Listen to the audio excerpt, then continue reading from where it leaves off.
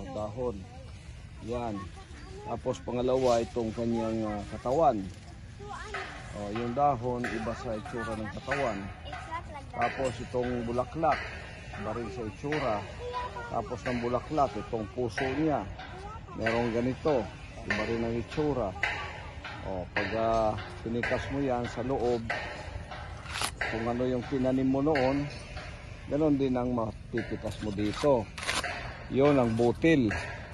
Yan. Ito yung busal, ito yung butil. Magkaiba yung mukha, pero magkarugtong. Ito, pag inanim mo na, wala nang buhay to. Ito yung dahon na pananampalataya, katawan at pananampalataya, at bulaklak, tuyo na yan. Yan ang pinagdaanan ng buhay ng butil. Hanggang dumating sa busal at kumapit na yung butil. Pag may butil na, harvest na. Ito na yung kailangan. Isa lang yung tinanim mo, pero ha-harvest ka ng marami. Dito ako sa butil na pananampalataya kasi nandyan ang buhay. Ito wala ng kwenta, pinagdaanan lang. Katolisismo, Protestantismo, Pentecostalismo, Juanesimo,